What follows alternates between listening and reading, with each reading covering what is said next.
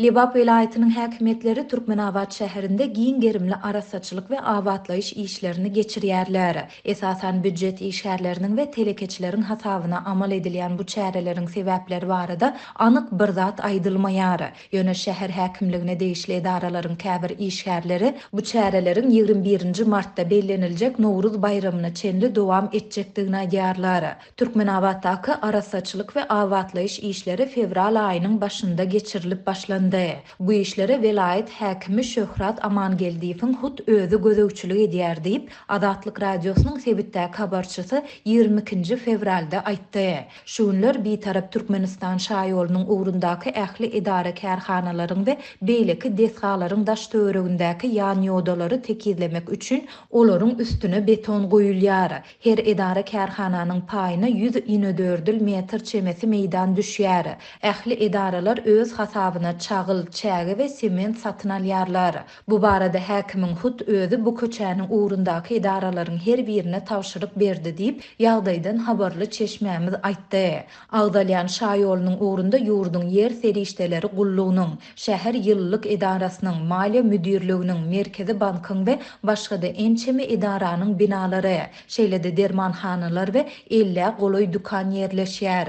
Bu aralykda jemaat hojalygy müdirliginiň işgärleri Türkmenabaddaky zir-zivil dökülýän çelekleriň daşyndaky beton haýatlary suwamak we aklamak işlerini güýçlü depkinde alyp barýarlar. Mundan başga-da köp gatly ýaşaýyş jaýlary ýerleşýän etrapçylaryň öňündäki yer meýdançalarynda hem arasaçylyk işleri geçirilýär. Bu arasaçylyk işleri büdjet işgärleriniň hasabyna amal edilýär. Her bir edara bir yer meýdançasy paýlanyp berildi. Her büdjet edarasyndan her gün 20 çemesi adam ýowara arasaçylyk işlerine çıkmaly edildi. Olar tutuş günüň dowamında bu yer meýdançalaryny arasalaýarlar diýip habarçy aýtdy. Orta mektepleriň muallimleri her gün okul sagady tamamlanandan soň demir ýoluň töweregindäki ýerlerde arasaçylyk işlerine gatnaşýarlar. Bu ýerler demir ýoluň Azatlyk köçesinden geçýän böleginden başlap tä Zerger şäherçesine çenli aralygy öz içine alýar. Muallimler bu ýerdäki haşal otlary çapyp aýyrýarlar diýip habarçy belledi. Terbiýetçiler we enekeler özlerine degişli bolan çağalar bagynyň daşyndaky beton haýatlary boyamak işlerine çekilýärler. Olar şol betonlara ak hekem sepip çykýarlar. Büdjet işgärleriniň her birinden 40 manat pul hem toplanýar.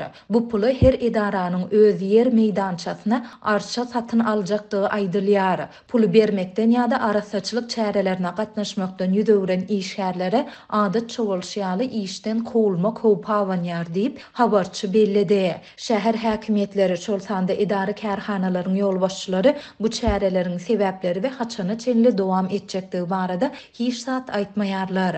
Azatlygyň bu barada vilayet we şäher häkimliklerinden kommentari almak synanyşyklary hem başa barmady.